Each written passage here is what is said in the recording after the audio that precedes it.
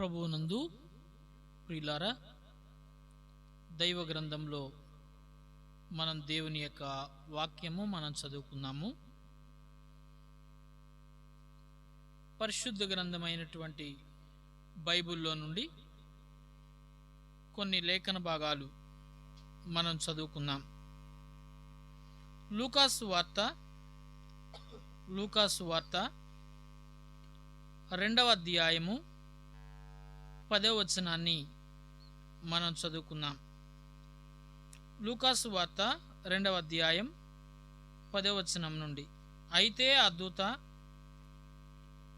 భయపడకుడి, ఇదిగో ప్రజలందరికీ కలుగుబోవు మహా సంతోషకరమైన సువర్తమానము నేను మీకు తెలియజేయుచున్నాను. దావీదు పట్టణమందు నేడు రక్షకుడు మీ కొరకు పుట్టియున్నాడు, ఈయన ప్రభువైన క్రీస్తు. చిన్న ప్రార్థన చేసుకొని మనం కొద్ది నిమిషాలు దేవుని యొక్క వాక్యం ధ్యానం చేద్దాం. పరిశుద్ధుడైన మా తండ్రి, సర్వకృపానిధివైన మా దేవ, అనంత జ్ఞానియగు దేవ, శ్రీమంతుడువైన మా ప్రభువ, ఆకాశ మహాకాశములు పట్టజాలని మహోన్నతుడైన దేవ, సర్వాధికారివైన దేవ, నీ పవిత్రమైన పావనమైన ఘనమైన నామములో చేరి మీకు వేలాదిగా వందనాలు, కృతజ్ఞతాస్తుతులు, స్తోత్రాలు చెల్లిస్తున్నాం. నీ మహాకృప చేత దేవా, మీరు మమ్మల్ని ఎంతగానో ప్రేమించి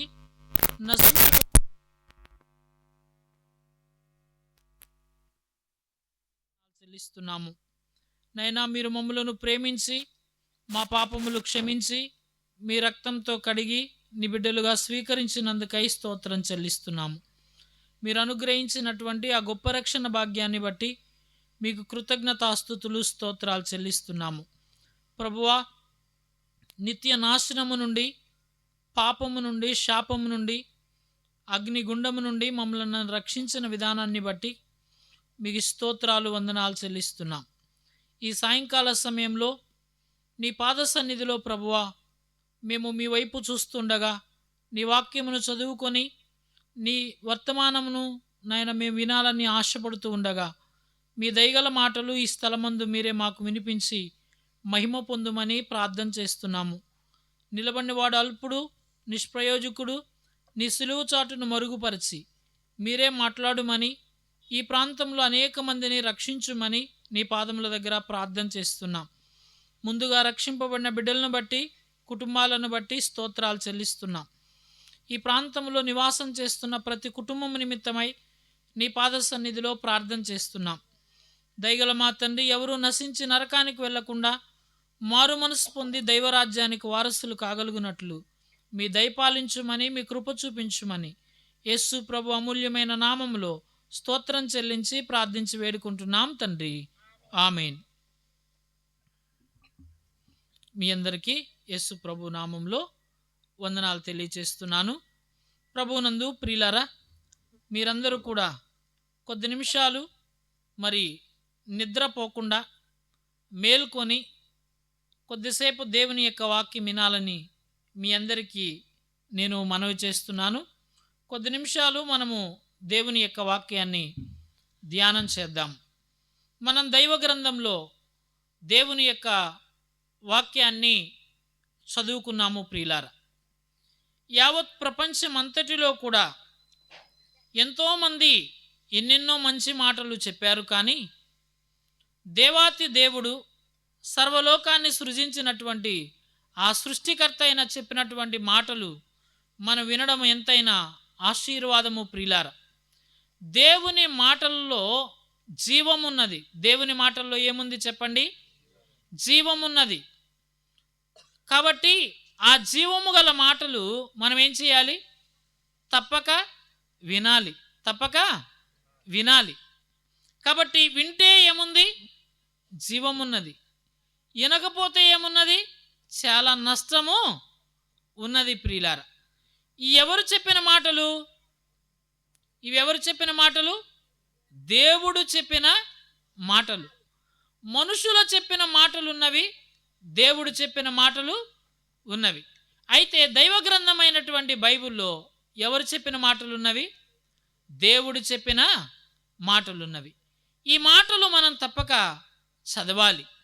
చదివితే మన మార్గం ఏంటో తెలుస్తుంది, మన జీవితం ఎక్కడుందో తెలుస్తుంది, మనం ఎలాంటి స్థితిలో ఉన్నామో మనకు స్పష్టంగా అర్థమవుతుంది. ప్రియులారా, మనము లూకాసు వార్తలో 2వ అధ్యాయంలో కొన్ని వచన భాగాలు మనం ఈ రాత్రి వేళ చదువుకున్నాము. ప్రియులారా, మరి ఇక్కడ మనం గమనించినట్లయితే ఇక్కడ మన ప్రియ ప్రభువు ఆయన దేవాతి దేవుడై ఉండి ఆయన మానవుడుగా ఈ లోకానికి రక్షకునిగా అవతరించినటువంటి ఆ విధానం అంతా కూడా వైద్యుడు డాక్టర్ లూకు ఈ అధ్యాయంలో చాలా స్పష్టంగా వ్రాశాడు. మనం చదువుకున్నటువంటి అధ్యాయం ఈ లూకాసు వార్త ఇదంతా ఎవరు రాశారు? ఒక డాక్టర్ గారు రాశారు. ఎవరు రాశారు చెప్పండి? ఆ డాక్టర్ గారి పేరేంటో చెప్తారా? లూకా. ఆయన వైద్య వృత్తి కలిగిన వాడు. కానీ ఆయన చాలా పరిశీలన చేసి యేసుక్రీస్తు ప్రభువు యొక్క పుట్టుకను గురించి, ఆయన పునరుద్ధానాన్ని గురించి చాలా స్పష్టంగా చెప్పాడు. ఆ తర్వాత ఆయన శిలువ మరణాన్ని గురించి చాలా వివరంగా చెప్పాడు. కాబట్టి ఆయన పరలోకానికి ఆరోహణమైన విధానం కూడా లాస్ట్ అధ్యాయంలో చెప్పాడు. ప్రియులారా, అంటే యేసుక్రీస్తు ఎవరు మనం ముందుగా తెలుసుకోవాలి. ప్రియులారా, యేసుక్రీస్తు ఎవరు? ఒకసారి మనము రోమాపత్రిక 9వ అధ్యాయము 5వ వచనాన్ని మనం చదివినట్లయితే అక్కడ ఏమని వ్రాయబడిందో ఉందో మనం చదువుకుందాం. చూడండి, ఆ రోమాపత్రిక 9వ అధ్యాయంలో మనం అది చదవండి.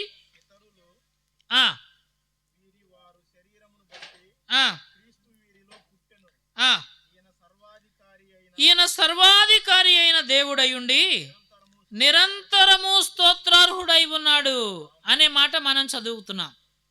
యేసుక్రీస్తు ఎవరు చెప్పండి?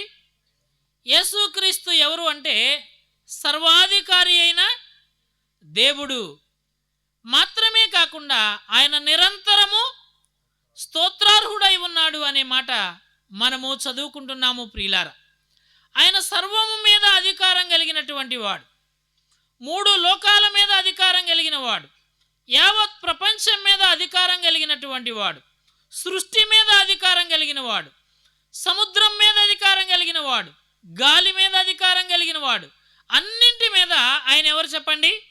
ఆయన అధికారం కలిగిన వాడు మాత్రమే కాకుండా సర్వలోకాన్ని సృజించినటువంటి సృష్టికర్త ఆయన ఎవరు చెప్పండి? యేసుక్రీస్తు ఎవరో మీకు అర్థమైందా? ఆయన సర్వాధికారి అయిన ఆ దేవుడు.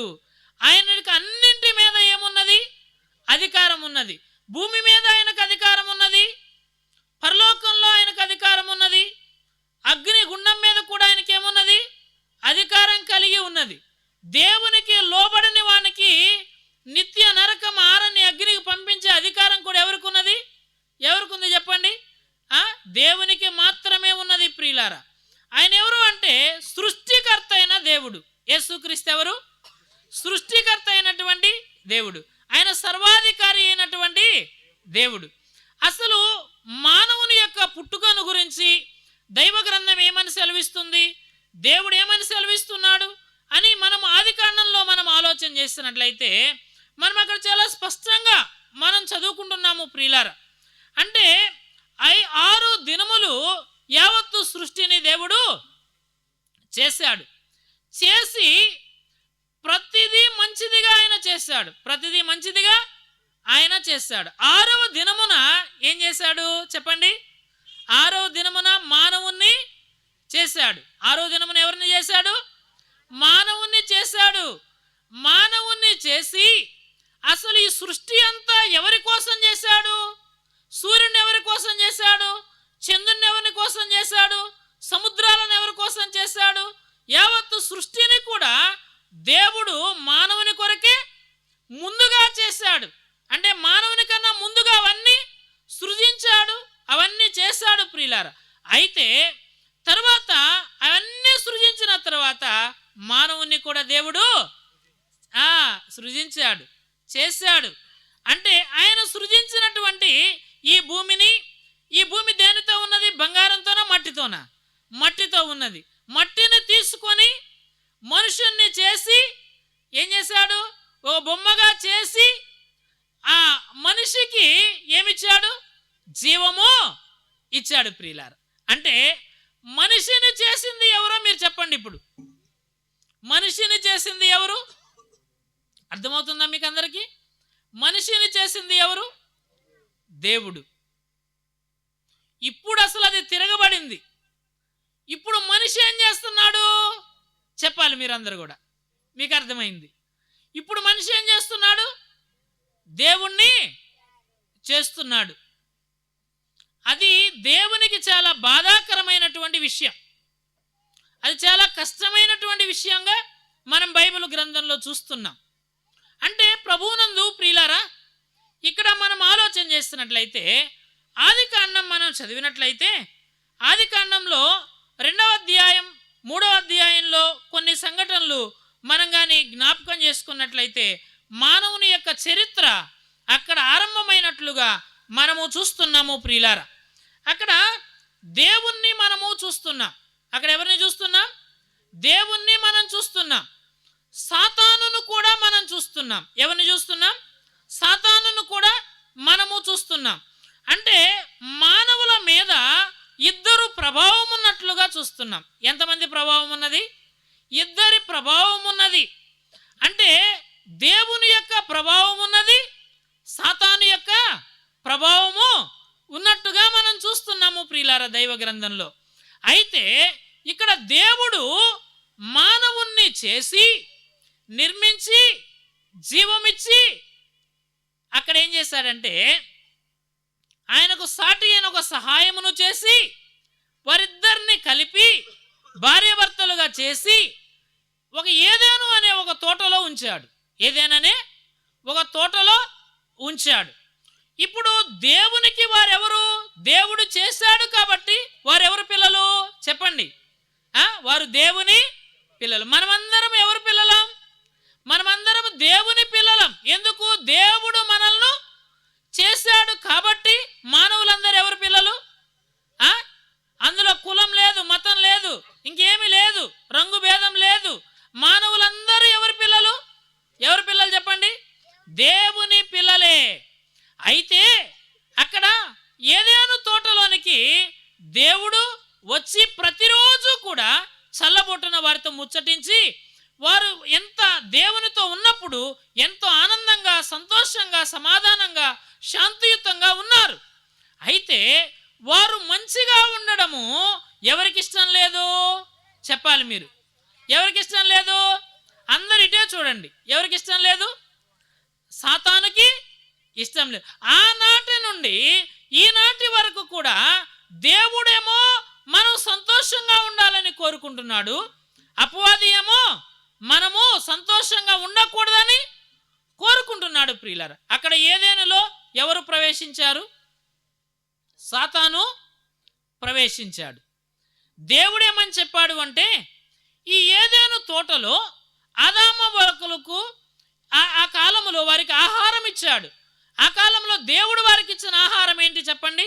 చెట్ల యొక్క ఫలాలు, అంటే ఫ్రూట్స్ వాళ్ళకి ఆహారంగా ఇచ్చాడు. అవి చాలా మంచి ఆహారం అని మనం ఆదికాండంలో మనం చదువుతాము ప్రియులారా. అది చాలా మంచి ఆహారం అని 2వ అధ్యాయంలో మనం చదువుతాం. అయితే మంచి ఆహారాన్ని ఇచ్చాడు, మంచి ఆరోగ్యాన్ని ఇచ్చాడు, మంచి ఆనందాన్ని ఇచ్చాడు. అంత మాత్రమే కాదు, మంచి స్థలాన్ని ఇచ్చాడు. మంచి స్థలాన్ని ఇచ్చాడు. దేవుడు కృప వారి మీద చూపిస్తూ వారు చాలా మంచిగా ఉండాలని దేవుడు కోరుకున్నాడు. వారికి ఏమని చెప్పాడంటే ఆ తోట నిండా ఏమున్నాయి? చెట్లున్నాయి. ఆ తోట నిండా ఏమున్నాయి? చెట్లున్నాయి. ఆ చెట్ల నిండా ఏమున్నాయి? ఫలాలున్నాయి. అప్పుడు దేవుడు ఏమని చెప్పాడు అంటే మీరు ఈ తోటలో ఉన్న చెట్ల ఫలాలన్నీ తినవచ్చు. ఇవి ఏ ఫలాలు అంటే ఇవి మంచి ఫలములు అని చెప్పాడు. ఏ ఫలాలని చెప్పాడు? మంచి ఫలాలు అని చెప్పాడు. అక్కడ ఇంకొక చెట్టును కూడా ఉంచాడు. మంచి చెడు రెండు ఉన్న ఒక చెట్టులోనే ఏముంది? మంచి ఉంది, చెడు ఉంది. ఆ చెట్టును కూడా అక్కడ దేవుడు ఉంచాడు. అంటే ఫర్ ఎగ్జాంపుల్ మనం ఆలోచన చేస్తున్నట్టు ఉదాహరణకి ఒక 100 చెట్లు ఉన్నాయి అనుకుందాం. ఎన్ని చెట్లు అక్కడ సంఖ్య లేదు, ఒక 100 చెట్లు ఉన్నాయి అనుకుందాం. మానవుడు తినటానికి 99 చెట్ల యొక్క ఫలాలు తినమని చెప్పాడు. ఒక్క చెట్టు యొక్క ఫలము తినకూడదు. ఎందుకు? దానిలో ఏముంది? మంచి ఉంది, చెడు ఉంది. ఇప్పుడు వీళ్ళకి ఇచ్చినటువంటి చెట్ల ఫలాలన్నీ ఏంటి? దీనిలో చెడు అనేది లేదు. ఇక్కడ మనం ఆలోచన చేస్తున్నట్లయితే అప్పుడు దేవుడు మాట ఎవరు వినాలి? ఎవరి మాట వినాలి? మానవుడు దేవుని మాట వినాలి. ఆదామవ్వలు ఎవరి మాట వినలేదు? దేవుని మాట వినలేదు. ఎవరి మాట విన్నారు? ఎవరి మాట విన్నారు చెప్పండి? అపవాది యొక్క మాట, సాతాను యొక్క మాట విన్నారు. అక్కడ దేవుడు ఏమని చెప్పాడంటే, మీరు ఈ తోట చెట్లలో ఏ ఫలములైనా మీరు తినవచ్చు, కానీ ఏవి తినకూడదు? మంచి చెడు ఉన్న ఆ చెట్టు యొక్క ఫలాలు మీరు తినకూడదని దేవుడు ఖండితముగా ఆజ్ఞాపించాడు. ఇంకొక వార్నింగ్ కూడా ఇచ్చాడు. ఏమన్నాడో తెలుసా? మీరు ఆ పండు తిను దినమున నిశ్చయముగా చస్తారు అని చెప్పాడు. నిశ్చయముగా చస్తారు అని చెప్పాడు. సాతాను ప్రవేశించి ఇంకొక మాట చెప్పాడు. దేవుడు నీకు చెప్పింది ఇది నిజమా అన్నాడు. ఏమన్నాడు? ఇది నిజమా అన్నాడు. అప్పుడేమన్నాడు అంటే సాతాను, మీరు సావరు. సాతాను మాట ఏంటి? సావరు. దేవుని మాట ఏంటి? మీరు ఆజ్ఞను అతిక్రమిస్తే, ఆ పండు తింటే ఏమన్నాడు? ఆజ్ఞ అతిక్రమమే పాపము. పాపం వలన వచ్చే జీతం ఏంటి? మరణము. కాబట్టి ఆ పండు తినవద్దు. తింటే ఏమవుతారు? మీరు చనిపోతారు అనే విషయాన్ని చెప్పాడు. ఇప్పుడు ఒక మాట మీరందరూ జాగ్రత్తగా వినండి. అవ్వ ఎవరి మాట విన్నది చెప్పాలి. అందరూ చెప్పండి. అవ్వ ఎవరి మాట విన్నది? అపవాది మాట విన్నది. నువ్వెవరి మాట వింటున్నా ఇప్పటికీ? అది ముఖ్యమైన విషయం. ఎవరి మాట వింటున్నావు? దేవుని మాట వినాలా, అపవాది మాట వినాలా? ఇప్పుడు అవ్వకు దేవుడు చెప్పిన మాటలు ఎట్లా ఉన్నాయి? కష్టంగా ఉన్నాయి. దేవుడు చెప్పిన మాటలు ఎట్లా ఉన్నాయి? కష్టంగా ఉన్నాయి. సాతాను చెప్పిన మాటలు ఎట్లా ఉన్నాయి? ఇష్టంగా ఉన్నాయి. ఆనాడైనా ఈనాడైనా 2 మాటలు మనకు వినబడతాయి. ఎన్ని మాటలు వినబడతాయి? 2 మాటలు మనకు వినబడతాయి. దేవుని మాటలు వినబడతాయి. 2 ఎవరి మాటలు వినబడతాయి? సాతాను మాటలు కూడా వినబడతాయి.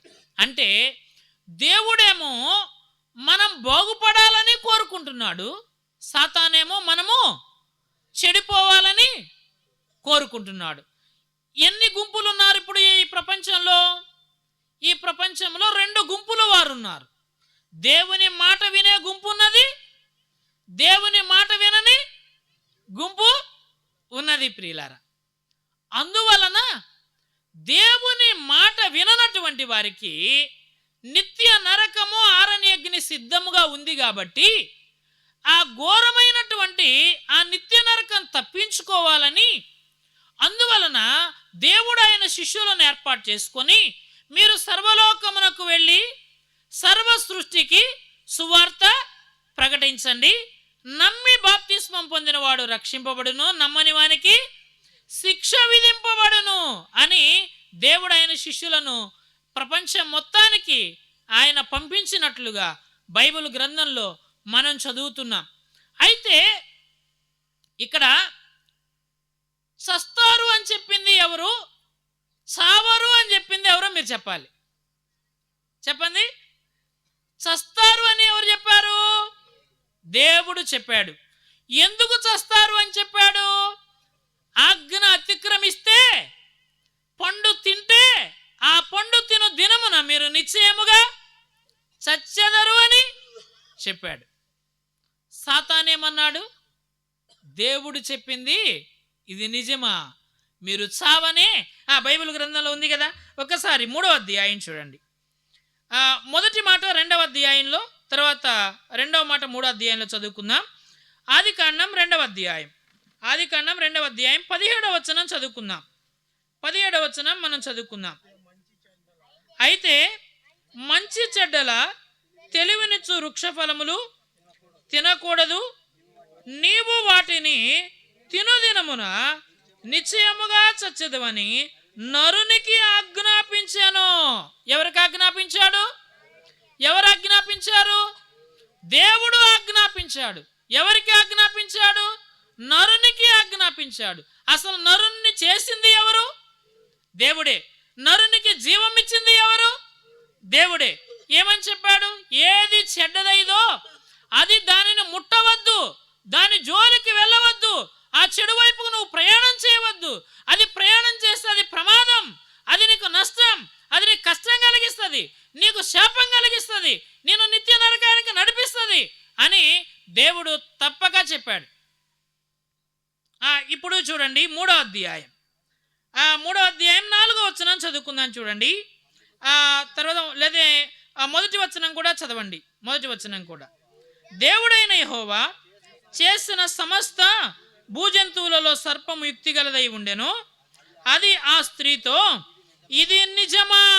ఏమన్నాడు? ఇది నిజమా? ఇది నిజమా? ఈ తోట చెట్లలో దేని ఫలములనైనను మీరు తినకూడదని దేవుడు చెప్పానా? ఏమన్నారు? ఇది నిజమా? దేవుడు చెప్పాడా మీకు? దేవుడు చెప్పాడా? చూసారా ఎంత మోసం చేస్తున్నారు? సాతాను చూసారా ఎంత మోసం చేస్తున్నాడు? ఇది నిన్ను కూడా అట్నే మోసం చేస్తాడు. ఇది ఎవరు చెప్పారు? దేవుడు చెప్పాడా? దేవుడు చెప్పాడా?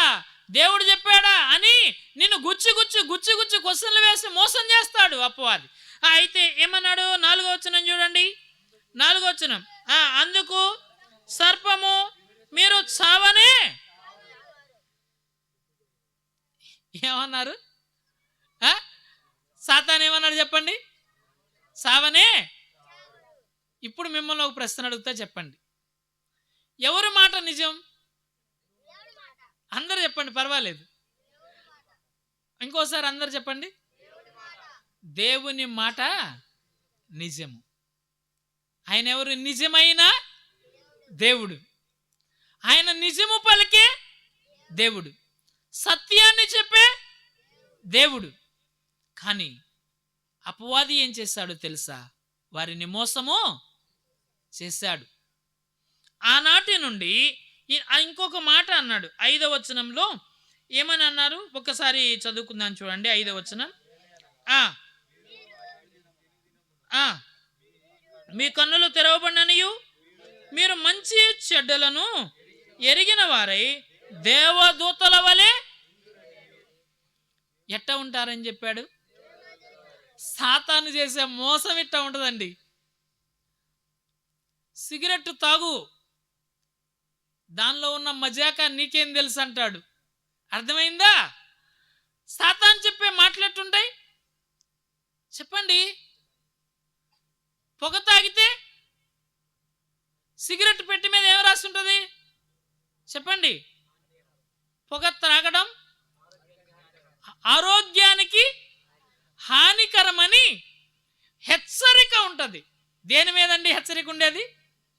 సిగరెట్ పెట్టి మీద ఏముంటుంది? ఒక హెచ్చరిక ఉంటుంది. ఏమని హెచ్చరిక? పొగ తాగితే ఆరోగ్యానికి హానికరమని ఒక హెచ్చరిక ఉంటుంది. నిప్పు పట్టుకుంటే ఏమైంది? కాలుతుంది. పాము పట్టుకుంటే ఏమైంది? కరిసిద్ది కదా. అవన్నీ మనకు తెలుసు ప్రియులారా. కరెంటు పట్టుకుంటే ఏమైంది? ప్రాణం షాక్ తగిలి మన ప్రాణం అనేది కోల్పోతాం. కానీ ఇక్కడ అపవాది ఏం చేశాడు అంటే, దేవుని పిల్లలను మోసం చేయడానికి కంకణం కట్టుకొని ఆ రోజు నుండి ఈ రోజు వరకు కూడా దేవుడేమో నిజం చెప్తుంటే సాతానేమో అబద్ధం చెప్తున్నాడు. ఏం చెప్తున్నాడు చెప్పండి? ఇప్పుడు అర్థమైందా? ఎంతమంది మన మీద ప్రభావం ఉంది? ఎంతమంది? ఇద్దరు. ఎంతమంది అండి? ఇద్దరు. దేవుని యొక్క ప్రభావం ఉన్నది మానవుని మీద, సాతాను యొక్క ప్రభావము ఉంది. దేవుని యొక్క ప్రభావం ఏమో మనిషిని బాగు చేస్తుంది, సాతాను యొక్క ప్రభావం ఏం చేస్తుంది? మనిషిని పాడు చేస్తుంది. ఇంతకీ ఆదాము అవ్వల జీవితాలను వారు పచ్చగా ఉన్నారు, వారు సమృద్ధిగా ఉన్నారు, వారు ఆశీర్వదింపబడిన వారుగా ఉన్నారు, వారు సత్యములో ఉన్నారు, వారు మంచి మార్గములో ఉన్నారు, వారు మంచి స్థలములో ఉన్నారు. అప్పటికి వారికి పాపం అంటే తెలియదు, శాపం అంటే తెలియదు, దుఃఖం అంటే తెలియదు, కష్టం అంటే తెలియదు, వేదన అంటే తెలియదు, కన్నీరంటే తెలియదు. ఎలా ఉన్నారు అంటే ఆనందంగా ఉన్నారు. ఎలా ఉన్నారు? ఆనందంగా ఉన్నారు, సంతోషంగా ఉన్నారు. ఎవరు? ఆదామవుల మొదటి ఫ్యామిలీ, ఆ మొదటి కుటుంబం ఎట్లా ఉన్నారు అంటే చాలా ఆనందదాయకంగా ఉన్నారు. ఆ ఆనందంగా ఉన్న కుటుంబంలోనికి ఎవడు ప్రవేశించాడు? అపవాది ప్రవేశించాడు. ఆనాడు ఆదామవుల కుటుంబంలోనికి మాత్రమే కాదు, ఇప్పుడు నేడు అనేక మంది కుటుంబాలలోనికి సాతాను ఏం చేశాడండి? సాతాను ఏం చేశాడు? ప్రవేశించాడు. ప్రవేశించి ఆ కుటుంబంలో ఉన్న అందరికీ దేవుని మాటలు కాకుండా దేవుని మాటలకు వ్యతిరేకమైనటువంటి ఆలోచనలు తీసుకొని వచ్చి అబద్ధాలాడమని చెప్పేవాడు, అబద్ధాలాడిస్తున్నాడు, మోసాలు చేపిస్తున్నాడు, దొంగతనాలు చేపిస్తున్నాడు, అనేక మందిని త్రాగుబోతులుగా చేశాడు. సమాజంలో అనేక మంది త్రాగుబోతులుగా చేశాడు సాతాను. అనేక కుటుంబాలలో ప్రవేశింపజేసి అనేకమైన దుర్మార్గమైన పనులు నేర్పి, పాపమును నేర్పి, చెడుగును నేర్పి, అపవిత్రతను నేర్పి అనేక కుటుంబాలను ఏం చేస్తున్నాడు సాతాను? ఆనాటి నుండి నేటి వరకు ఏం చేస్తున్నాడండి? పాడు చేస్తూనే ఉన్నాడు, పాడు చేస్తూనే ఉన్నారు. కాబట్టి ప్రభువునందు ప్రియులారా, అందుకే దేవాతి దేవుడు ఏం కోరుకుంటున్నాడు అంటే మానవుడు ఎలా ఉండాలని కోరుకుంటున్నాడు? మంచిగా ఉండాలని కోరుకుంటున్నాడు. దేవుడేమో నీ మంచిని కోరుతున్నాడు, సాతానేమో నీ చెడును కోరుతున్నాడు. నువ్వు బాగుపడాలని దేవుడు కోరుతున్నాడు, సాతానేమో నువ్వు చెడిపోవాలని కోరుతున్నాడు. ఇంతకీ ఈ రాత్రి వేళ నీ మీద ఎవరి ప్రభావం ఉన్నది? దేవుడు మంచిని నేర్పిస్తుంటే, మంచిని చూపిస్తుంటే నాకొద్దంటున్నావు కదా. ఆయన అసలు ఈ లోకానికి ఆయన ఎందుకు వచ్చాడు అంటే మానవులందరూ కూడా భూలోకమైన దృష్టికి ఏమై ఉన్నది? చెడిపోయి ఉన్నది. భూలోకమైన దృష్టికి చెడిపోయి ఉన్నది. భూమి మీద ఉన్న మనుషులందరూ ఎవరు? భూమి మీద ఉన్నటువంటి మనుషులందరూ కూడా దేవుని పిల్లలే. ఇప్పుడు మీ పిల్లలు పాడైపోయారనుకోండి, దారి తప్పిపోయారనుకోండి, మీకెంత దుఃఖం, మీకెంత కష్టం, మీకెంత నిష్ఠూరం. సమాజంలో తలెత్తుకోలేరు కదా, 10 మందిలోనికి వెళ్ళలేరు. ఎందుకని? నీ బిడ్డలు చెడిపోయారు. అందువలన దేవుని పిల్లలు భూమి మీద, భూలోకమే దేవుని దృష్టిగా చెడిపోయి ఉండగా దేవాతి దేవుడు, పరలోకమందున్న దేవుడు, అత్యున్నతమైన సింహాసనమందు ఆసీనుడై ఉన్న దేవుడు, మహాగణుడు, మహోన్నతుడు, పరిశుద్ధుడు, అత్యంత కృప కలిగిన వాడు, ఎవరునూ సమీపింపరాని తేజస్సులో అమరత్వమును కలిగిన వాడు కదా.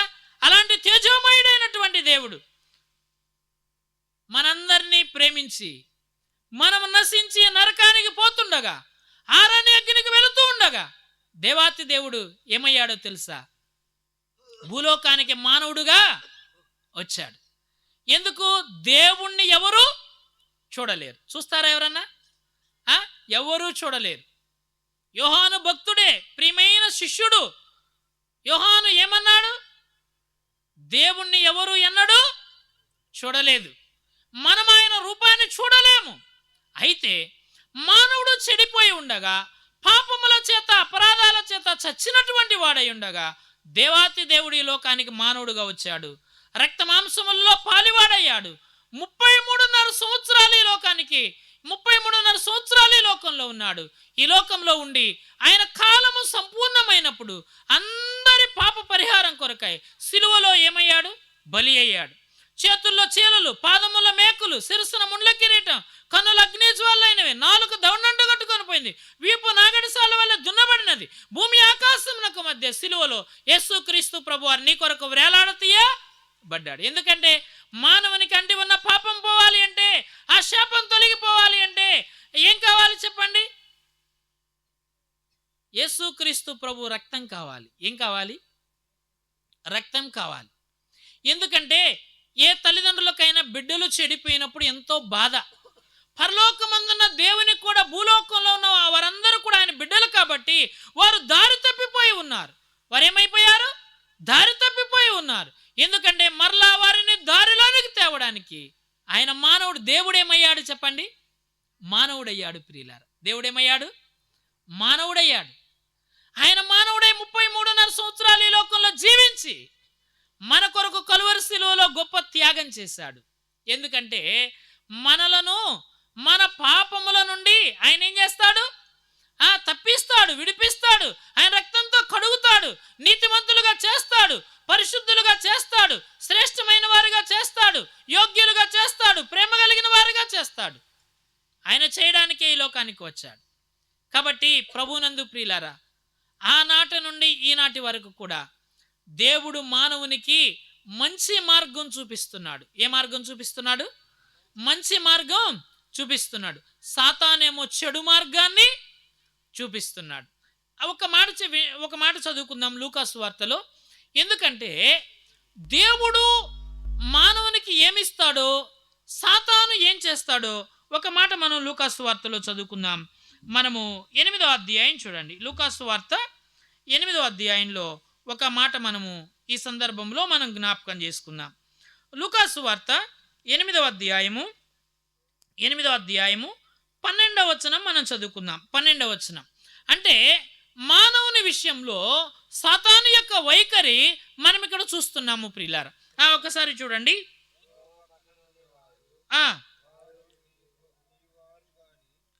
వినువారు గాని నమ్మి రక్షణ పొందకుండునట్లు అపవాది వచ్చి వాని హృదయంలో నుండి వాక్యం ఎత్తుకొని పోవును. ఇక్కడ మనం చూస్తే తర్వాత ఇంకొక వచనం మనం చదువుకుందాం. 15వ వచనం కూడా చదువుకుందాం. 15వ వచనం, మంచి నేల నుండి విత్తనములు పోలిన వారెవరనగా యోగ్యమైన మంచి మనసుతో వాక్యం విని దానిని యోగ్యమైన మంచి మనసుతో వాక్యం విని దాన్ని అవలంబించి ఓపికతో ఫలించువారు అనే మాటలు మనం చూస్తున్నాం. ఇక్కడ విత్తువ అనే ఉపమానాన్ని గురించి ఆయన చెప్తూ ఏమన్నాడు తెలుసా? దేవుని పని ఏంటంటే వాక్యం అనే విత్తనాలు విత్తడం. దేవుని పని ఏంటి చెప్పండి? వాక్యం అనే విత్తనాలు విత్తడం. సాతాను పని ఏంటి? మనం 12వ వచనం చదువుకున్నాం కదా. ఏమంటాడు అక్కడ? నమ్మి రక్షణ పొందక ఉండునట్లు అపవాది వచ్చి ఏం చేస్తాడు? వాక్యాన్ని ఎత్తుకొని. ఇప్పుడు అర్థమైందా? వాక్యాన్ని ఎత్తుకొని పోయేవాడు ఒకడున్నాడు, వాక్యాన్ని విత్తేవాడు మన దేవుడు. దేవుడు ఏం చేస్తాడు చెప్పండి? వాక్యాన్ని విత్తుతూ ఉన్నాడు. వాక్యం ద్వారా మనం బాగుపడాలని వాక్యాన్ని తెలియజేస్తున్నాడు. ఇలా మీటింగ్స్ ద్వారా, ఇలా సభల ద్వారా, దేవుని సేవకుల ద్వారా దేవుడు మనకేమి ఇస్తున్నాడు? వాక్యాన్ని ఇత్తుతున్నాడు. కానీ సాతాను ఏం చేస్తాడు? నిద్ర కలుగు చేసి, లేకపోతే జో కొట్టి, లేకపోతే ఏదేదో ఆలోచనలు పెట్టి వాక్యం ఎన్నేయకుండా చేస్తాడు, నమ్మకుండా చేస్తాడు, రక్షణ పొందకుండా చేస్తాడు. సాతాను చేసే పనులు అర్థమవుతున్నాయా? మంచి మాటలు వినకుండా చేస్తాడు, మంచి మార్గంలో నడవకుండా చేస్తాడు. కాబట్టి ప్రభువునందు ప్రియులారా, మనమందరము మంచి మార్గములో నడవాలని, మంచి జీవిత విధానాన్ని మనం కలిగి ఉండాలని దేవుడు కోరుతున్నాడు. సాతానేమో మనము చెడు మార్గములో నడవాలని కోరుతున్నాడు. ఈ రాత్రి వేళ నువ్వెవరి మాట వింటావు? ఇక్కడ 2-3 చెప్తున్నారు. అందరు వెనకోళ్ళందరూ ఏం చెప్తున్నారు? అందరూ చెప్పాలి. ఇప్పుడు మనము ఇద్దరిని గురించి తెలుసుకున్నాం. దేవుణ్ణి గురించి తెలుసుకున్నాం, సాతానుని గురించి తెలుసుకున్నాం. దేవుడు ఏం చేస్తాడు చెప్పండి? మన మంచి చెప్పండి. ఓకే, మన మంచి కోరతాడు, సాతాను చెడును కోరతాడు. మనకు దేవుడిచ్చేదేమో మంచిది, సాతాను ఇచ్చేది చెప్పండి చెడ్డది. ఇంతకీ ఏది తీసుకోవాలి చెప్పండి? నువ్వేం తీసుకుంటా ఈ రాత్రి? ఈ రాత్రి నువ్వేం తీసుకుంటావు? ఒక రోజు హవ్వ ఏం తీసుకుంది చెప్పండి? అక్కడ మంచివి ఉన్నాయి, చెడ్డవి ఉన్నాయి. హవ్వ ఏం తీసుకుంది? చెడ్డది తీసుకున్నది. చెడున్న ఫలాన్ని తీసుకున్నది. ఏమైంది? పాపములో పడిపోయింది, మోసములో పడిపోయింది. అంటే సాతానుకే పేరుంది, మోసగాడనే. ఆ నాట నుండి ఈ నాటి వరకు కూడా మానవుల హృదయాలను ఏం చేస్తున్నాడు అపవాది? ఏం చేస్తున్నాడు? మోసం చేస్తున్నాడు. మా హృదయం అన్నింటికన్నా మోసకరమైనది, అది ఘోరమైన వ్యాధి గలదు. అసలు చూడండి, మార్కు సువార్త 7వ అధ్యాయం 21వ వచనం చదవండి. అసలు మానవ హృదయంలో ఎంత చెడుగును సాతాను ప్రవేశింపజేస్తున్నాడో మనం అక్కడ ఒక వచనం, 2 వచనాలు మనం చదివితే అక్కడ చాలా స్పష్టంగా ఉంది. మార్కు సువార్త 7వ అధ్యాయం 21వ వచనం అక్కడ ఏముంది? లోపల నుండి అనగా మనుషుల హృదయములో నుండి. ఎక్కడి నుండి అండి? అసలు మనుషుల హృదయంలో నుండి ఏమి రావాలి? ఏమి రావాలి? దేవుడుంటే ఏమొస్తుంది? మంచే వస్తుంది. ఇప్పుడు మన డ్రైనేజీ పైపులు ఉన్నాయి, మంచినీళ్ళ, మన కాలనీలో ఏమున్నాయి? మంచినీళ్ళ పైపులు ఉన్నాయి, డ్రైనేజీ సిస్టమ్ కూడా ఉంది. అంటే మంచినీళ్ళు వచ్చే పైపులు ఉన్నాయి, మురుగునీరు వెళ్ళే పైపులు ఉన్నాయి. ఇప్పుడు మంచినీళ్ళు వెళ్ళే పైపుల్లో మంచినీళ్ళే వెళ్తాయి, తర్వాత మురుగునీళ్ళు వెళ్ళే పైపుల్లో మురుగునీళ్ళే వెళ్తాయి. అంటే ఇక్కడ మనం ఆలోచన చేస్తే మానవుని హృదయం ఎంత చెడిపోయిందో చూడండి. మానవుని హృదయంలో ఏముందండి చెప్పండి? ఏముంది అక్కడ చదవండి. లోపల నుండి అనగా మనుషుల హృదయములో నుండి. ఎక్కడి నుండి? ఈ రాత్రి వేళ నీ హృదయము ఎవరి కింద ఉందో ఆలోచన చేయి, ఎవరి చేతిలో ఉందో ఆలోచన చేయి. నీ హృదయం మారాలని, నీ జీవితం మారాలని, నీ బ్రతుకు మారాలని, నీ క్రియలు మారాలని దేవుడి రాత్రి వేళ నీ సందేశం ద్వారా నీతో మాట్లాడుతున్నాడు. చదవండి. దురాలోచనలు. మానవుని హృదయంలో నుండి ఆలోచనలు వస్తున్నాయి. ఇప్పుడు మంచి ఆలోచనలు ఉన్నాయి, దురాలోచనలు ఉన్నాయి. ఆలోచనలు ఎన్ని రకాలు చెప్పండి? 2 రకాలుగా ఉన్నాయి. ఎన్ని ఆలోచనలు ఉన్నాయి? 2 రకాల ఆలోచనలు ఉన్నాయి. మంచి ఆలోచన ఎవరి నుండి వస్తుంది? దేవుని నుండి. మీరు దేవుడు అనండి. మంచి అంటే దేవుడు, చెడు అంటే సాధన. ఇప్పుడు దురాలోచనలు ఉన్నాయి, మంచి ఆలోచనలు ఉన్నాయి. దేవుడు మానవునికి ఏ ఆలోచన ఉండాలని కోరుకుంటున్నాడు? మంచి ఆలోచన ఉండాలని కోరుకున్నాడు. సాతాను ఏ ఆలోచన? దురాలోచన, చెడ్డ ఆలోచనలు, అపవిత్రమైన ఆలోచనలు. ఆ ఆలోచనల వలననే అనేక మంది పాడైపోతున్నారు. అనేక మంది యవనస్తులు కూడా యవన కాలంలో జీవితాలు శిథిలమైపోతున్నాయి. కారణం ఏమిటో తెలుసా? కారణం ఏమిటో తెలుసా? నీ హృదయంలో ఎవరున్నారు? నీ హృదయంలో చెడుగున్నది, నీ హృదయంలో సాతానున్నాడు, నీ హృదయంలో పాపం ఉన్నది. మానవుని హృదయంలో నుండి దురాలోచనలు ఏమొస్తున్నాయండి? నేను 2 పైపుల గురించి చెప్పా. మంచినీళ్ళ పైపులు, డ్రైనేజీ పైపులు. ఏ పైపుల్లో నుండి మంచినీళ్ళు వస్తాయి? మంచినీళ్ళ పైపులు. వాటికి ఏ పేరు ఉంది చెప్పండి? మీరు చెప్పండి. మనుషుల్లో కూడా మంచి మనుషులు ఉన్నారు, చెడ్డ మనుషులు ఉన్నారు. మానవులందరూ మంచోళ్లే. దేవుడు ప్రతి మనిషిని కూడా మంచివాడిగానే చేశాడు. కానీ సాతాను ప్రవేశించి వివిధమైన తంత్రాలు కల్పించి వివిధమైన బ్యాడ్ హ్యాబిట్స్ అలవాటు చేసి ఏం చేశాడు? పాడు చేశాడు. దేవుడేమో మంచి ఆలోచన ఇచ్చి మంచి మార్గంలో నడవమంటే సాతాను ఏ ఆలోచన ఇచ్చాడు మానవునికి? దురాలోచన. ఏ ఆలోచన? సారాయి కొట్టుకు పొమ్మంటాడు. ఎవరో చెప్పండి మీరే. సాతానుడు ఏమంటాడు? సారాయి కొట్టుకు పొమ్మంటాడు. ఆ ఆలోచన మంచి ఆలోచన, చెడ్డ ఆలోచన? అది చెడ్డ ఆలోచన. అది ఎవరి నుండి కలిగింది? అది అపవాది నుండి. సిగరెట్టు తాగమంటాడు. ఎవరు? సాతాను యొక్క ఆలోచన ఇది. దేవుని యొక్క ఆలోచన త్రాగొద్దు అంటాడు, తాగమంటాడు. అని ఇందాక చెప్పానే. తినొద్దు అని చెప్పాడు ఎవరు? దేవుడు. తినొద్దు అని చెప్పాడు దేవుడు. తినమని చెప్పాడు ఎవరు? సాతాను. మీరు పాపం చేస్తే పాపానికి వచ్చే ఫలితం ఏంటంటే మీరు ఆ పండు తిను దినమున నిశ్చయముగా చస్తారు అని చెప్పాడు. సాతాను ఏమని చెప్పాడు? సావనే. ఈ రోజు కూడా చాలా మందికి ఏం చెప్తున్నాడు? తాగు, ఫుల్లుగా తాగు. నువ్వు కష్టపడి ఉదయం నుండి సాయంత్రం వరకు చేసిన జీవనోపాధి అంతా 500 తెచ్చావా, 1000 రూపాయలు తెచ్చావా, ఇంటికి ఏం తీసుకెళ్ళొద్దు. ఎవరు చెప్పే మాటలండి? ఆ? దీనికి ఒక టీచర్ లేరు, దీనికి ఒక కంప్యూటర్ లేదు, ఒక ఆఫీసు లేదు, లెక్చరర్ లేరు, టీచర్ లేరు. ఎవరు చెప్తాడు? సాతాను చెప్తాడు. నువ్వు తాగు, నీ ఒళ్ళు నొప్పులు తగ్గుతాయి అంటాడు. ఒళ్ళు గుల్లయిద్ది, కాపురం గుల్లయిద్ది, అన్నీ డ్యామేజ్ అయిపోతాయి, లోపల లంగ్స్ అన్ని పాడైపోతాయి, ఊపిరితిత్తులు చెడిపోతాయి, హార్ట్ ప్రాబ్లం వస్తుంది అని మరి వైద్యులు చెప్తా ఉంటారు కదా. దేవుడు కూడా చెప్పాడు, పాడైపోతావు, నువ్వు తాగొద్దు, చేయవద్దు అని దేవుడు చెప్తుండే సాతాను ఏమంటాడు తెలుసా? నీకేం తెలుసు, నువ్వు వెళ్ళి తాగు అంటాడు. ఈనాడు సమాజంలో దేవుని మాట వినేవారు కొద్ది మంది మాత్రమే ఉన్నారు. కానీ సాతాను మాట వినేవారు అనేక మంది. వ్యభిచారం చేయవద్దు, కుటుంబం పాడవుతుంది అంటే సాతాను ఏమంటాడు తెలుసా? పాడవద్దు, ఏమవుదు వాళ్ళకి తెలియదు, నువ్వు కానీ దానిలో ఉన్న ఎంజాయ్ నీకేం తెలుసు, దానిలో ఉన్న ఆనందం నీకేం తెలుసు, నువ్వు త్రాగు, దానిలో ఉన్న ఆనందం నీకేం తెలుసు అని సాతాను ఏం చేస్తాడు? ఒక మనిషిని వశపరుచుకొని లోబరుచుకొని, ఎంతమంది సిస్టర్స్ ఏడవడం లేదు, ఎంతమంది బ్రదర్స్ ఏడవడం లేదు, కుటుంబాలు పాడైపోతున్నాయి, సమాజం పాడైపోతుంది, కుటుంబాలలో శాంతి లేదు, నెమ్మది లేదు, సమాధానం లేదు. ఎందుకు? ఈ నష్టం ఎందుకు వచ్చింది?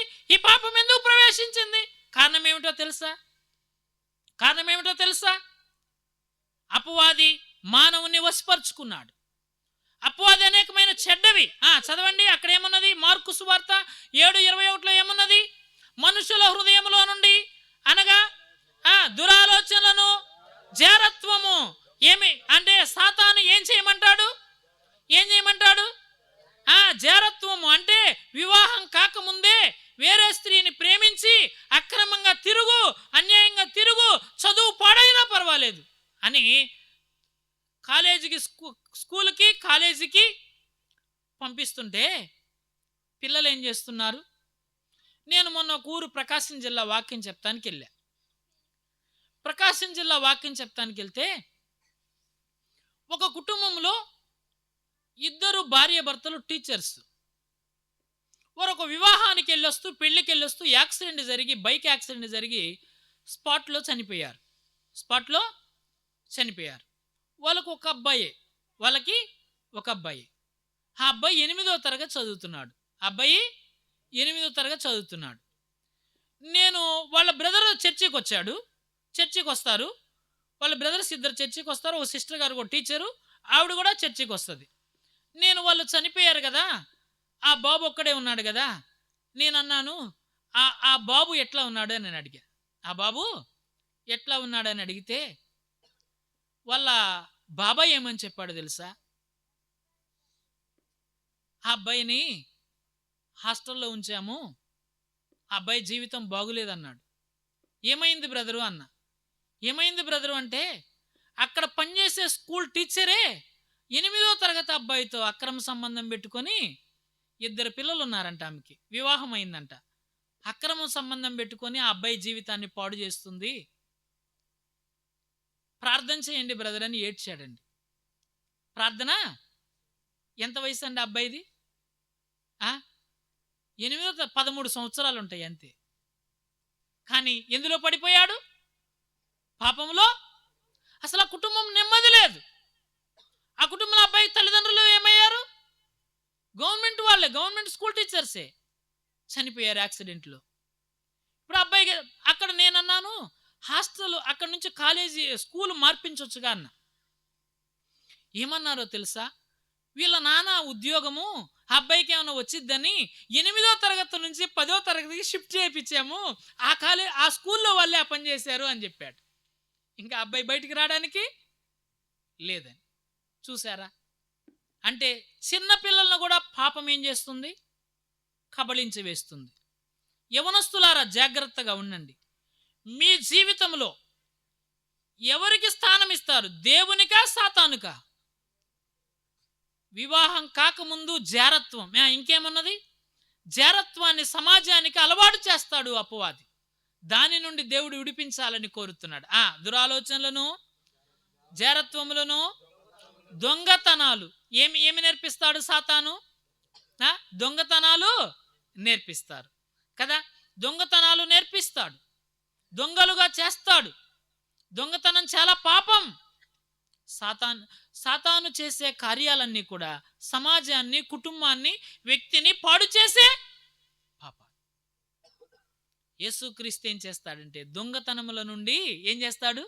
విడిపిస్తాడు. దురాలోచనల నుండి మంచి ఆలోచనలోనికి ఆయన నడిపిస్తాడు. చదవండి, ఫాస్ట్గా చదవండి. ఇంకా నరహత్యలు అంటే ఒక నరుడు చంపడం, అంటే నరహత్య చేయడం. నరహత్యలు నేర్పించిన వాడెవరు? అపవాది.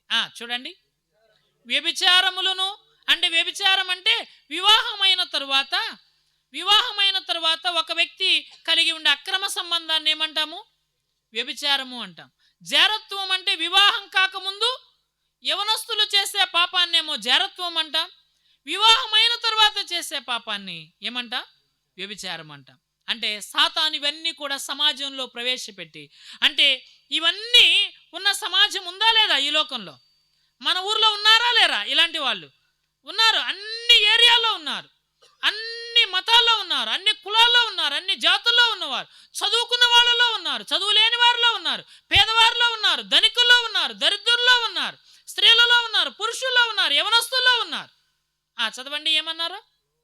లోభములను, చెడుతనమును, కృత్రిమమును, కామ వికారమును. కామము వికారంతో కూడిన కామము. ఏ కామం అండి? ఆ కామం కూడా వికారంతో కూడిన కామం. తల్లి అని తెలియదు, చెల్లి అని తెలియదు కదా, సమాజంలో గౌరవం లేని పనులు. అలాంటి వారు సమాజంలో ఉన్నారు ప్రియులారా. ఏమన్నాడు తర్వాత? మత్సరమును, అంటే మత్సరం అంటే ఒకళ్ళు బాగుంటే మరొకళ్ళు చూసి ఓర్చుకొనలేని కండ్లు, మత్సరం అనే మాటకు అర్థం. తర్వాత ఏమన్నాడు? మత్సరమును, దేవదూషణ అంటే అవసరమైతే ఏం చేస్తారు? ఇవన్నీ కలిగి ఉన్న వ్యక్తికి మంచి గురించి చెప్తే, మంచి మార్గంలోకి రమ్మని చెప్తే, ఆ వ్యక్తికి ఎవరి మీద కోపం వస్తుంది? దేవుని మీద కోపం వస్తుంది. ఎంతమంది దేవుని ద్వేషించడం లేదు? ఎంతమంది పాపాన్ని ప్రేమించి దేవునికి విరోధంగా బ్రతకడం లేదు? మోసం చేసే సాతానును మనిషి నమ్ముతున్నాడు. పాపపు క్రియలు అలవాటు చేసే సాతానును మనిషి నమ్ముతున్నాడు. ఈ రాత్రి వేళ వారి విషయము వదిలిపెట్టండి, పక్కన పెట్టండి. అయితే నీ విషయం ఒక్కసారి ఆలోచన చెయ్యి. నువ్వు సాతాను దాస్యం కింద ఉన్నావా? పాపపు దాస్యం కింద ఉన్నావా? చెడు అనే దాస్యం కింద ఉన్నావా? వ్యభిచారం అనే దాస్యం కింద ఉన్నావా? దొంగతనం కింద ఉన్నావా? నరహత్యల కింద ఉన్నావా? లేకపోతే జారత్వంలో ఉన్నావా? దేనిలో ఉన్నావు? నీ జీవితం ఎందులో ఉన్నది? అందుకే యేసుక్రీస్తు ప్రభువారు అలాంటి చెడ్డ జీవితమును ఆయన రక్తంతో కడుగుతాడు. యేసు రక్తం ప్రతి పాపము నుండి పవిత్రులుగా చేస్తుంది. కడిగి వేస్తాడు, ఆయన తీసివేస్తాడు. ఎందుకంటే చిన్న బిడ్డ తన మురికి తను కడుక్కోలేడు. మన యొక్క పాపం మనం తీసుకుంటామా? ఒక సిగరెట్కి అలవాటు పడినటువంటి వాడు ఆ సిగరెట్ నుండి విడుదల పొందుతాడా? ఒక మందు బాటలకు అలవాటు పడినవాడు ఆ మందు బాటల నుంచి బయటకు వస్తాడా? రాలేడు. ఎందుకంటే మానవుడు బలహీనుడు. ఆ పాపానికి అలవాటు పడితే చచ్చిందాక అందులోనే ఉంటాడు, కానీ బయటికి రాలేడు. కానీ యేసయ్య ఏం చేస్తాడో తెలుసా? ఎలాంటి ఘోర పాపినైనా, ఎలాంటి పాపములనైనా ఆ పాపముల నుండి బయటికి తీసుకొని వస్తాడు. ఆయన నిన్ను ప్రేమిస్తున్నాడు. ఆయన నిన్ను ప్రేమించే నీ దగ్గరకు వచ్చాడు.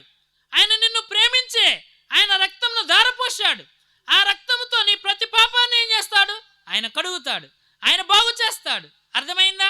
ఈరోజు ఇద్దరిని గురించి తెలుసుకున్నాం. బాగు చేసేవాడిని గురించి తెలుసుకున్నాము, చెడగొట్టేవాడిని గురించి తెలుసుకున్నాం. ఇప్పుడు బాగుపడిన వారందరూ ఎవరు? దేవుని పిల్లలు. ఆయన అధికారం అనుగ్రహించారు. తనను ఎందరు అంగీకరించురో వారందరికీ ఆయన పిల్లలయ్యే అధికారాన్ని ఆయన అనుగ్రహించాడు ప్రియులారా.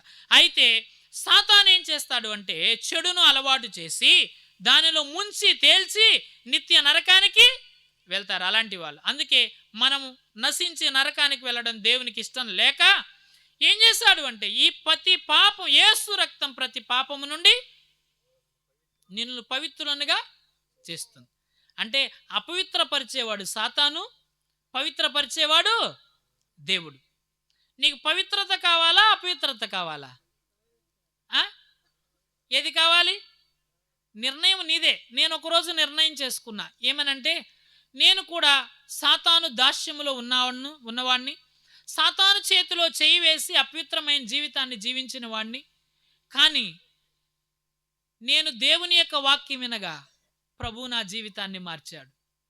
ఒక మాట అడుగుతా, చెప్పండి, ఇక్కడ మీలో ఎవరైనా బూతుల పోటీలకు వెళ్ళారా? చెప్పండి. ఈయన అందరు నాకలి చూస్తున్నారు. ఎవరైనా బూతుల పోటీలకు వెళ్ళారా?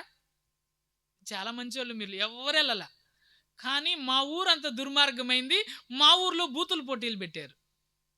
ఆ బూతుల పోటీల్లో నా పేరు కూడా రాశారు, నన్ను కూడా. నాకు చాలా ఇష్టం అది, నాకు చాలా ఇష్టం అన్నమాట.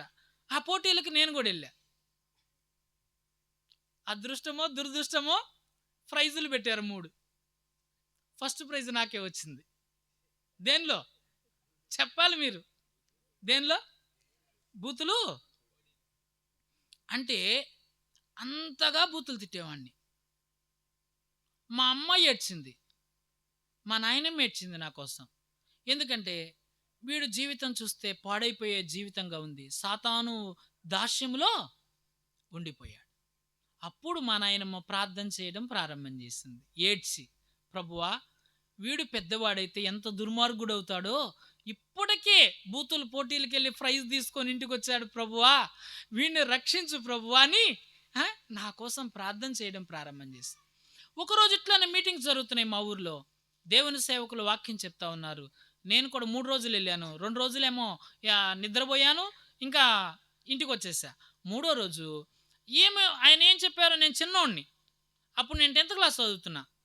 నేను చిన్నోడిని, నాకేం అర్థం కావట్లేదు. ట్యూషన్కి వెళ్ళాలా, అది చదవాలి, ఇక్కడికి వచ్చేళ్ళకి నాకు అలసిపోతాను, నిద్రపోదు. ఒక్క మాట, మొత్తం వర్తమానం అంతా నాకేదో గుర్తులేదు. అక్కడ దేవుని సేవకుడు వర్తమానం అంతా చెప్పి సామెతల గ్రంథం 29:1 చెప్పాడు. ఏమన్నాడంటే, ఎన్నిసార్లు గద్దించినా లోబడిన వాడు మరి తిరుగు లేకుండా హఠాత్తుగా నాశనమగునని ఆ వాక్యం మాట్లాడగా నేను నశించిపోతానా అని గ్రహించా. నా చెడ్డ జీవితంను బట్టి నేను ఏడ్చాను. ప్రభువా, నా పాపాలు క్షమించమని ప్రభు దగ్గర అడిగాను. ఆ రోజు నుంచి ఇప్పటి వరకు బూతులు నేను మర్చిపోయా. ఒక్క బూతు మాట కూడా ఇప్పటి వరకు నా నోట నుండి రాదు. అప్పుడు నేనేమి నిర్ణయించుకున్నానంటే, నా ప్రభువు నా జీవితాన్ని మార్చాడు, నా నోరును మార్చాడు, నా చూపు మార్చాడు, నా హృదయము మార్చాడు. ఇక నేను ప్రభువును గురించే చనిపోయేంత వరకు చెప్పాలని నిర్ణయం చేసుకున్నానండి ఆ రోజు నుంచి. అర్థమైందా? దేవుడు ఏం చేస్తాడు? సాతాను నన్ను ఏం చేశాడు? మోసము చేశాడు. కానీ దేవుడు ఏం చేశాడు? నా జీవితాన్ని బాగు చేశాడు. అనేక మంది యవనస్తులు చెడిపోతున్నారు. సాతాను శృంఖలాలోనికి వెళ్ళి, దాస్యంలోనికి వెళ్ళి చదువులు పాడైపోతున్నాయి, ఆరోగ్యాలు పాడైపోతున్నాయి, సమాజంలో చెడ్డ పేరు, కుటుంబంలో చెడ్డ పేరు, తల్లిదండ్రులకు దుఃఖం. ఒకప్పుడు నేను కలిగించానండి అలాగా. ఆ తర్వాత మా తల్లిదండ్రులు చాలా సంతోషించారు దేవుడు నన్ను మార్చిన తర్వాత. నా తల్లిదండ్రులు మార్చలా, నా బంధువులు మార్చలా, మా వీధి వాళ్ళు మార్చలా. అసలు నేను మా వీధిలో వెళ్తుంటే ఏమనేవాళ్ళు తెలుసా? అసలు ఈడంత చెడ్డోడు లేడు, ఈ నోట్లో నోరేయకూడదు అనేవాళ్ళు. ఎందుకు? నోట్లో నోరేస్తే భయంకరమైన బూతులు వస్తాయి కదా. అందువల్ల అలాంటి జీవితాన్ని దేవుడు ఏం చేశాడు? మార్చివేశాడు. నాతో పోటీలో వచ్చినటువంటి వాళ్ళు ఇద్దరు ఉన్నారే. నేను ఫస్ట్ కదా, సెకండ్ థర్డ్ ఉన్నారు కదా, వాళ్ళు కూడా ప్రభు నమ్ముకున్నారు. తర్వాత దేవుడు గొప్ప కార్యం. నేను కూడా వాళ్ళ కోసం ప్రార్థన చేశా. ప్రభువా, మేము ముగ్గురం చెడిపోయాం పూర్తిగా, మా జీవితాలు మార్చుమని వారి కొరకు కూడా ప్రార్థన చేశా. వారు కూడా చెప్పా, అవసరమైతే నేను బైబిల్ కూడా కొనిచ్చా వాళ్ళకి. కాబట్టి ప్రభునందు ప్రియులారా, ఆ రోజు నుండి చెడ్డవాణ్ణిగా ఉన్నప్పుడు అనేక మందిని సినిమానికి తీసుకెళ్ళా. కానీ ప్రభు నా జీవితం మార్చిన తర్వాత నలుగురినైనా ప్రభువులోకి రప్పించాలి, మంచి మార్గం, ప్రభువు నాకు చూపించిన మార్గం చెప్పాలని ఆ రోజు నుండి నేను నిర్ణయం చేసుకున్నా. అందుకే అనేక స్థలాలలో ప్రభువును గురించి తెలియజేస్తున్నాను, సాతానును గురించి తెలియజేస్తున్నాను, దేవుడు మానవుని ఏ విధంగా రక్షిస్తాడో తెలియజేస్తున్నా, సాతాను ఏ విధంగా మోసం చేసి నిత్య నరకానికి నడిపిస్తాడో నేను అనేక మందికి తెలియజేస్తున్నా. ఎందుకంటే నా జీవితమే అందుకు ఉదాహరణ. దేవుడు ఎంత ఘోరపాపినైనా ఏం చేస్తాడు? అమ్మాయ్యా, నన్ను మార్చడు అనుకోవద్దు నువ్వు. ఈ రాత్రే ఒకవేళ నీ జీవితం చెడిపోయి ఉన్నదేమో, సాతాను చేతిలో ఉన్నదేమో, సాతాను చేతిలో కీలుబొమ్మగా మారిపోయావేమో, నీ గతి నిత్య నరకం, నీ గతి ఆరని అగ్ని. దేవుడేమో పరలోకానికి తీసుకొని వెళ్తాడు. దేవుడు ఎక్కడ తీసుకెళ్తాడు? పరలోకానికి తీసుకొని వెళ్తాడు. సాతాను ఎక్కడ తీసుకెళ్తాడు? నిత్య నరకానికి తీసుకొని వెళ్తాడు. రెండు మార్గములు ఉన్నాయి, జీవన్మరణ మార్గములు. మనం పాట కూడా పాడుకుంటాం కదా, జీవన్మరణ మార్గములు రెండయ్యా, ఏ మార్గమును నీవు కోరేదవో నేడే నిర్ణయించుకో ప్రియుడా, నేడే నిర్ణయించుకో ప్రియుడా. ఎన్ని మార్గాలున్నాయి? రెండు మార్గాలున్నాయి. జీవ మార్గం ఉన్నది, మరణ మార్గం ఉన్నది, పాప మార్గం ఉన్నది, పరిశుద్ధమైన మార్గం ఉన్నది, పరలోకపు మార్గం ఉన్నది, నరకానికి వెళ్ళే మార్గం ఉన్నది. పరలోకానికి వెళ్ళే మార్గంలో దేవుడు నడిపిస్తాడు, నిత్య నరకానికి వెళ్ళే మార్గంలో ఎవరు నడిపిస్తారు? సాతాను నడిపిస్తాడు. ఇంతకీ ఏ మార్గంలో ఉన్నావో ఒక్క నిమిషం నీ జీవితాన్ని గురించి రాత్రివేళ ఆలోచించి. ఎందుకంటే మనం ఎప్పుడు మరణిస్తామో తెలియదు కదా, ఎప్పుడు మరణిస్తామో తెలియదు, ఎక్కడ మరణిస్తామో తెలియదు, ఎలాగ మరణిస్తామో తెలియదు. ఈ భూలోకంలో ఉండగానే నేను ఇదివరకు కూడా మీ మధ్యకు వచ్చినప్పుడు వాక్యం చెప్పాను. ఎన్ని లోకాలు ఉన్నాయి? నేను ముగింపు చేస్తాను, మీరు త్వరగా చెప్పండి. ఎన్ని లోకాలు ఉన్నాయండి? ఎన్ని లోకాలు ఉన్నాయి చెప్పండి, నేను చూపిస్తున్నాను కదా. ఎన్ని ఉన్నాయి? 3 లోకాలు ఉన్నాయి. 3 లోకాలు త్వరగా చెప్తారా మీరు? పోనీ మనమున్న లోకాన్ని ఏమంటామో చెప్పండి. చెప్పాలి, అందరూ చెప్పండి. ఇంటికి వెళ్దాం, అందరూ చెప్పాలి. మీకు అర్థం కావాలని చెప్తాను. వెనకోళ్ళు కూడా, కుర్చీలో ఉన్న వాళ్ళు కూడా, ఎవరైనా నిద్రపోతుంటే వాళ్ళు కూడా మేల్కొని, ఎవరు నిద్రపోవట్లేదులే, అందరూ చెప్పండి, పర్వాలేదు. ఏ లోకంలో ఉన్నాం మనం? మనమున్న లోకాన్ని భూలోకం అంటాం. మనము ఈ భూలోకంలో 2 మార్గాలు ఉన్నాయి, అవి మనిషి ఎన్నుకోవాలి. మంచి మార్గం ఉన్నది, చెడు మార్గం ఉన్నది, పరలోక మార్గం ఉన్నది, నరక మార్గం ఉన్నది. ఆ 2 మార్గాలకు ఎవరు నడిపిస్తారో మనం తెలుసుకున్నాం. దేవుడేమో పరలోకానికి నడిపిస్తాడు, సాతానేమో ఆరణ్యాగ్నికి నడిపిస్తాడు. అంటే ఇంకా 2 లోకాలు ఏంటి? పరలోకం, తర్వాత రెండవది పాతాళ లోకం, అదే అగ్నిగుండం. ఇంకేదైనా అనండి, అది యమగుండం అనండి, రాక్షస గుండం అనండి, ఇంకెన్నన్నా అనండి కదా, ఎన్నన్నా అనండి. ఎన్ని లోకాలు ఉన్నాయి? 3 లోకాలు. భూలోకం, పరలోకం, పాతాళ లోకం. మనిషి చనిపోబోయే ముందుగా ఏ లోకానికి వెళ్ళాలో నిర్ణయం ఎక్కడ చేసుకొని వెళ్ళాలి? విజయవాడ వెళ్ళాలి, ఏ బస్సు ఎక్కుతాం? విజయవాడ బస్సు ఎక్కుతాం. గుంటూరు బస్సు ఎక్కితే ఇంటికి వచ్చిన తర్వాత మీ పక్కనున్న సిస్టర్కి ఎవరికైనా చెప్పారనుకో, నేను గుంటూరు వెళ్ళే బస్సు ఎక్కాను, విజయవాడ తీసుకెళ్ళలేదంటే ఎట్ట నవ్వుతారు కదా. నవ్వులు పాలవుతాం. 2 మార్గాలు ఉన్నాయని చెప్పాను. 2 లోకాలు, మనమున్న లోకం కాకుండా 2 లోకాలు ఉన్నాయి. ఆ లోకంలో ఏదో ఒక లోకానికి మనిషి వెళ్ళాలి. పరలోకం వెళ్ళాలంటే నీ పాపాలు ఒప్పుకోవాలి. నీ పాపాలు యేసుక్రీస్తు రక్తంలో కడగబడాలి, నువ్వు రక్షింపబడాలి, నువ్వు మారు మనసు పొందాలి, నువ్వు పాప క్షమాపణ పొందాలి. ప్రభువా, నేను పాపిని, నా పాపాలు క్షమించు. దాన్ని ఏమన్నారంటే సూక్ష్మంలోనే మోక్షం అన్నారు, ఒడ్డి గింజలోనే బీపి గింజ అన్నారు. ఒడ్డి గింజ ఎంతది? చిన్నది. దానిలోనే ఏముంది? ఏ గింజ ఉంది? దానికి 2 పేర్లు ఉన్నాయి, ఒడ్డి గింజ, బీపి గింజ. అంటే ఆ పొట్టు తీసేస్తే ఏమైద్దండి? బీపి గింజ. పొట్టుంటే ఒడ్డి గింజ అయింది కదా. చూడండి ఎంత మార్పు. ఇప్పుడు సాతాను నీలో ఉంటే సాతాను బిడ్డ, దేవుడు నీలో ఉంటే దేవుని బిడ్డగా మార్పు పొందుతావు. మరి ఎవరి బిడ్డగా ఉంటావు? నిత్య నరకం ఉంది, ఆరణ్య అగ్ని ఉంది, నీకు భయం లేదా? నిన్ను భయపెట్టడానికి చెప్పటల్లా, ఇది వాస్తవం, ఇది యథార్థం. దేవుడు నీకు తెలియచేస్తున్నాడు. ఇంకా ఏమంటారంటే, చాలామంది తెలివి కలిగిన వాళ్ళు, అతి తెలివి కలిగిన వాళ్ళు ఉంటారు కదా.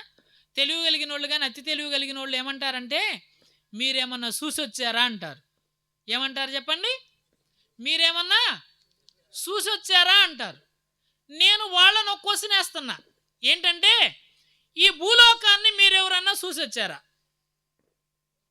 మీ మమ్మీ గర్భంలో ఉన్నప్పుడు మీకు ఎవరైనా చెప్పారా? నువ్వు పలానా భూలోకానికి వెళ్తున్నావని ఎవరైనా చెప్పారా? ఈ లోకానికి మనం చూసి రాలా.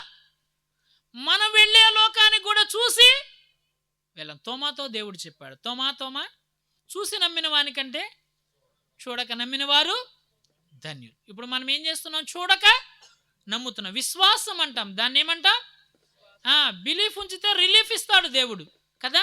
మన విశ్వాసం ఉంచుతున్నాం. మన జీవితానికి నెమ్మది, శాంతి, సంతోషం, రక్షణ, పరలోక భాగ్యం అవన్నీ దేవుడు ఉచితంగానే ఇస్తున్నాడు. అసలు ఎలాంటి ప్రయాసం మనకు అక్కరా లేదు. ఆయన ఎక్కడున్నాడు? ఇద్దరు ముగ్గురు నా నామమున ఎక్కడ కూడి ఉంటారో వారి మధ్యలో నేను. అపోస్తుల కార్యములు 17వ అధ్యాయంలో ఆయన దూరముగా ఉండు దేవుడు కాదు అనే మాట, ఒక మాట వ్రాయబడి ఉంది ప్రియులారా. ఆ మాటను చదివి మనం ముగింపు చేసుకుందాం. చూడండి, 17వ అధ్యాయం అపోస్తుల కార్యముల గ్రంథం 17వ అధ్యాయం 27వ వచనం లాస్ట్ లైన్ చదువుకుందాం. 27వ వచనం లాస్ట్ లైన్ నేను చదువుతున్నాను చూడండి. అపోస్తుల కార్యముల గ్రంథం 17వ అధ్యాయం లాస్ట్ లైను మనం చదువుకుందాం. ఆయన మనలో ఎవరికి దూరముగా ఉండువాడు కాదు. ఆయన మనలో ఎవరికి దూరముగా, నువ్వు దూరంగా ఉంటున్నావు దేవునికి. అర్థమవుతుందా? నువ్వేమవుతున్నావు? దేవుడు మన దగ్గరికే వచ్చాడు. మనం దేవుని దగ్గరికి వెళ్ళనక్కర్లేదు. ఆయనే ఈ లోకానికి వచ్చాడు. ఆయన దగ్గరగా ఉన్న దేవుడు. ఇద్దరు ముగ్గురు నా నామమును ఎక్కడైతే కూడి ఉన్నారో వారి మధ్యలో నేను ఉంటాను అన్నాడు. ఆయన దూరంగా ఉండేవాడు కాదు. మన దగ్గర ఆయన పరలోకంలో అత్యున్నతమైన సింహాసనం మీద చాలా దూరంగా ఉన్నవాడు. కానీ మనల్ని ప్రేమించి మన దగ్గరికి వచ్చాడు. కాబట్టి మనం ఎక్కడికి వెళ్ళవలసిన అక్కర్లేదు. దేవుని కోసం దూరం వెళ్ళవలసిన అక్కర్లేదు, వెతకవలసిన అక్కర్లేదు. ఆయన ఎక్కడున్నాడు? ఆయన మన సమీపంలోనే ఉన్నాడు. ఆయన దూరముగా ఉండేవాడు కాదు. ఆయన దగ్గరగా ఉన్నాడు. నిన్ను ప్రేమిస్తూ నీ బ్రతుకు మార్చాలని, నీ జీవితం మార్చాలని, ఒక దినమున నా జీవితం మార్చిన దేవుడే నీ జీవితం మార్చాలని ఆయన కోరుకుంటున్నాడు. అమ్మాయ్యా, మారావా? మారలేదా? మారితే మోక్షం, మారకపోతే నిత్య నరకంలో మాడతావు. ఇక్కడ మారాలి. ఎక్కడ మారాలి? నేను అక్కడ పోయిన తర్వాత, చూసిన తర్వాత అనుభవించిన తర్వాత అప్పుడు మారతానులే అనుకునే వాళ్ళు ఎవరన్నా ఉంటే లూకాసు వార్త 16వ అధ్యాయం చదువుకోండి ఇంటికి వెళ్ళిన తర్వాత. లూకాసు వార్త 16వ అధ్యాయంలో ఒక ధనవంతుడు ఉన్నాడు కదా. ధనవంతుడు భూమి మీద ఉండగా అన్ని సౌకర్యాలు దేవుడిస్తే దేవుణ్ణి నమ్మకుండా చనిపోయి ఎక్కడికి వెళ్ళాడు? పాతాళానికి వెళ్ళాడు. ఇప్పుడు అక్కడికి వెళ్ళి ఇప్పుడు పడి ప్రార్థన చేస్తున్నాడు. ఏమని? అయ్యా, భూమి మీద నాకు 5 మంది సహోదరులు ఉన్నారు, కాబట్టి ఈ లాజర్ని పంపించయ్యా. ఈయన పోయి అక్కడ సాక్ష్యం చెప్తే, నరకం ఉందని చెప్తే వాళ్ళు నమ్ముకుంటారయ్యా అని అక్కడ పోయి ఏం చేస్తున్నాడు? ఈయన ఏ త్రోవకు చెందినవాడు? చూసి నమ్మినోడా, చూడక నమ్మినోడా? చూసి నమ్మాడు. ఎక్కడికి వెళ్ళి చూశాడు? ఏం చూశాడు? అందుకే దేవుడు చెప్తున్నాడు, ఎగ్జాంపుల్ ఉంచాడు. అందుకే నువ్వు చూడకుండా నమ్ము. నమ్మితే నరకం తప్పుతుంది. అందుకే దేవుడు నిన్ను ప్రేమించి నీ కొరకు రక్తం కార్చి నీ కొరకు చనిపోయి సమాధి చేయబడి తిరిగి 3వ దినాన మృత్యుంజయుడై లేచాడు. ప్రేమతో పిలుస్తున్నాడు. నీ క్రియలు మార్చాలని, నీ జీవితం మార్చాలని, నీ వైఖరి మార్చాలని ఆయన ఇష్టపడుతున్నాడు. కాబట్టి ప్రభువునందు ప్రియులారా, ఇక్కడున్న వారందరూ ప్రభువు నమ్మిన వారేనా? ఈ శబ్దయంత్రం ద్వారా వింటున్న వారందరూ ప్రభువు నమ్మిన వారేనా? ఇంకా ప్రభువుని నమ్మకపోతే ఇదే మిక్కిలి అనుకూలమైన సమయం, ఇదే రక్షణ దినం. ఇంత గొప్ప రక్షణ నిర్లక్ష్యము చేసిన ఎడల ఎలాగూ అగ్నిగుండం ఎలాగూ తప్పించుకుంటావు? ఎవరు తప్పిస్తారు నిన్ను? ఎవరు తప్పిస్తారు? ఎవ్వరూ తప్పించలేరు. ఆయన ఒక్కడు మాత్రమే విడిపించేవాడు. ఆయన ఒక్కడు మాత్రమే తప్పించేవాడు. నీ పాపపు స్థితి నీకు తెలుసు. నీ పాపపు స్థితి ప్రభు దగ్గర ఒప్పుకో. రక్షణ పొందాలంటే నువ్వేం చేయనక్కర్లేదు. యేసు ప్రభువా, నేను పాపిని, నా పాపములు క్షమించి నన్ను రక్తంతో కడిగి నీ బిడ్డగా చేయమని ఒక్క మాట అడిగితే ఒక్క మాట అడిగితే ఆయన ఏం చేస్తాడు? నీ జీవితాన్ని మారుస్తాడు. దేవుని యందు విశ్వాసం, యేసు ప్రభువుని నీ నోటితో ఒప్పుకొని నీ హృదయమందు విశ్వాసం ఉంచిన ఎడల నీవు రక్షింపబడదు. నమ్మని వానికి శిక్ష విధింపబడు. అర్థమైందా? ఒక మాట చెప్పుకొని మనం క్లోజ్ చేసుకుందాం. నమ్మిన వారికి ఏముందో అందరు చెప్పండి. అందరు చెప్పండి. పరలోకం ఉంది. నమ్మని వారికి ఏముంది? నరకం ఉంది. ఇంతకు నువ్వు నమ్మేవా లేదా? నమ్మారా? చాలా సంతోషం. నమ్మని వారుంటే ఈ రాత్రే యేసు ప్రభుని సొంత రక్షకునిగా అంగీకరించి నమ్మండి. నీ పాపాలు కూడా దేవుడు క్షమించి మంచి లైఫ్ దేవుడు ఇస్తాడు. చెడంతా తొలగిస్తాడు. నువ్వు తొలగించుకోలేవు, దేవుడు తొలగిస్తాడు. మోక్షాన్ని ఇస్తాడు. దేవుడి మాటలు మన కొరకై ఆశీర్వదించునుగాక. చిన్న ప్రార్థన చేసుకుందాం. ప్రభునందు ప్రియులారా, ఎవరైనా ప్రభు నమ్మకపోతే మారు